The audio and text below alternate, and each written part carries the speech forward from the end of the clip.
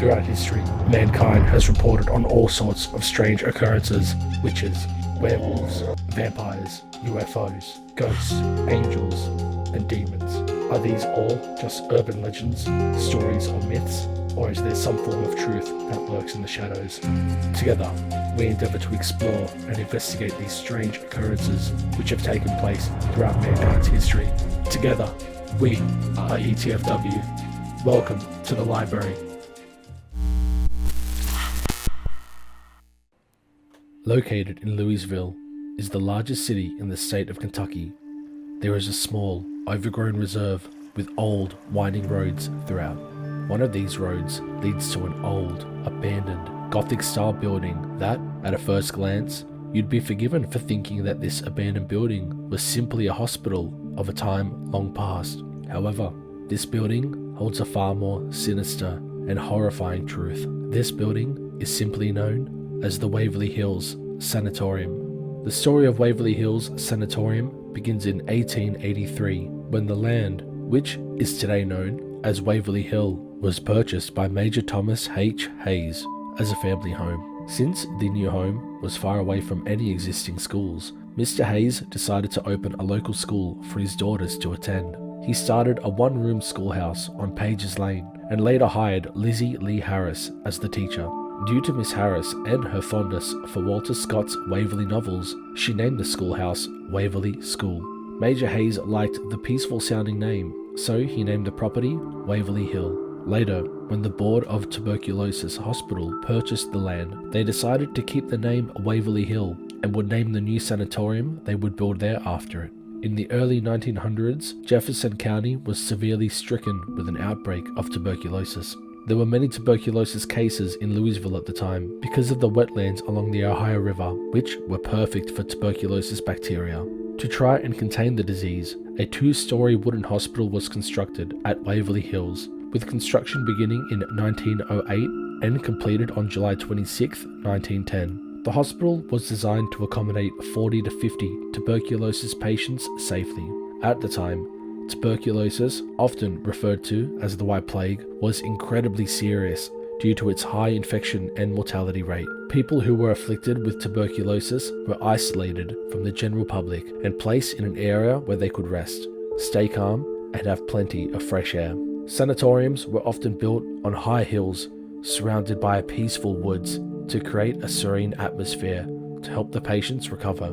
During this time, tuberculosis was becoming an epidemic in Jefferson County, and the small tuberculosis clinic was filled with more than 140 people. It became rather obvious that a larger hospital would be needed to treat those afflicted with the condition. In March 1924, a new 180,000 square foot, four-story facility began construction and was opened on October 17, 1926. It was designed to be a self-contained community capable of accommodating over 400 patients. It also had its own post office, water treatment facility, grew its own fruits and vegetables, raised its own meat for slaughter. It had its own zip code and maintained many of the other necessities of everyday life. However, everyone at Waverly, patients, nurses, doctors, and other employees were forced to say goodbye to everything they knew in the outside world, as when you went to Waverly Hills, you became a permanent resident due to the high infection rate of tuberculosis. It was during this time that some of the most disturbing reports are told. As there was no real way to cure tuberculosis while the sanatorium was open, doctors did whatever they could to treat the illness. As a last resort, doctors devised treatments such as inserting balloons into patients' lungs and filling them with air to help with their breathing. Doctors also removed ribs and muscle tissue to alleviate pressure and create more room for the damaged lungs. This resulted in painful, ineffective, and often fatal surgeries.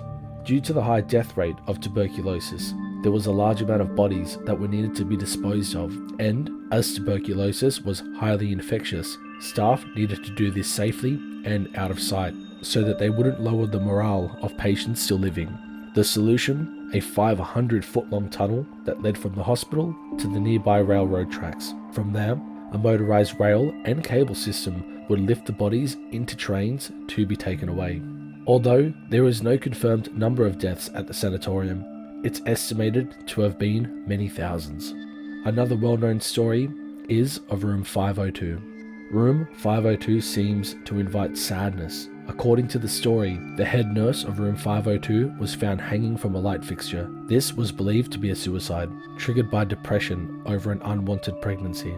Another nurse, who also worked in room 502, jumped off the roof to her death for reasons unknown. The hospital would continue to operate until 1962, with a lowering in tuberculosis cases following the discovery of streptomycin almost 2 decades prior.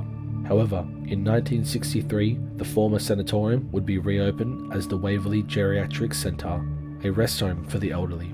It would remain in operation until 1981, when the remaining patients were transferred to Hazelwood Center. After the final closure in 1981, the hospital, as well as the land it resides on, has passed through owners and developers various times. Ultimately, the sanatorium would remain unused and abandoned throughout the years until it was purchased in 2001, and restorative works began on the building. Multiple reports of ghost hunters, workers, and tourists of the building have spoken about strange and unusual things about the sanatorium. There was one report of a group of people who visited the building for a tour. After touring the sanatorium, they headed to the roof to take in the view. However, they began to see shadows moving around them. One of the members from the group suddenly had an urge to leap from the roof. The group decided it was time to leave the building. They made their way through the corridors of the old sanatorium and began hearing doors slamming and seeing mysterious footprints appear from nowhere in puddles of water. Eventually, they were able to exit the building and understandably fled the grounds in fear. Another horrifying story is that of an elderly woman who is supposedly seen roaming the hospital, moaning and bleeding from her chained hands and feet. Although she cries out for help, when outsiders approach her, she runs away, screaming in terror. One of the more well-known ghosts at Waverly Hills is a little boy known as Timmy. Timmy was around 6 years old when he died at the hospital, and since then he continues to linger there, unable to move on. Supposedly, he wanders the hospital trying to have fun with visitors. Visitors often bring toys and or balls to play with. Some visitors have even reported seeing the balls and toys move seemingly on their own. Another ghost reported in the sanatorium is that of Mary Lee, who was supposedly photographed back in 2006. Mary Lee was a young woman who lived in the sanatorium while it was open. People believe that Mary is the nurse who hung herself in room 502, while others believe she was the daughter of a Waverly Hills doctor who contracted tuberculosis herself. She has been known to peek around corners inquisitively at visitors who come to the sanatorium. There have also been reports of mysterious doppelgangers, also known as double walkers. They are a type of spirit that can mimic the appearance, voice, and mannerisms of anyone or anything it encounters. Tour guides and visitors at Waverly Hills have reported seeing these doppelgangers themselves and of others. In some cases, people have reported the doppelgangers were almost identical, except for black, dark holes where their eyes should have been. The most terrifying of all, however, is an entity simply known as the Creeper. The Creeper is a dark and terrifying entity that crawls along the floors and walls of Waverly Hills. Some believe that it is an otherworldly spirit or a demonic force, while others believe it's a human spirit that has been twisted by the trauma of death. Whatever its true nature is, those who encounter it are invariably filled with dread. Now, what do you believe of the Waverly Hills Sanatorium? Would you be brave enough to visit? If you enjoyed this episode, please feel free to hit that like button. Subscribe if you are new here, and comment your thoughts down below. Until next time, we are ETFW.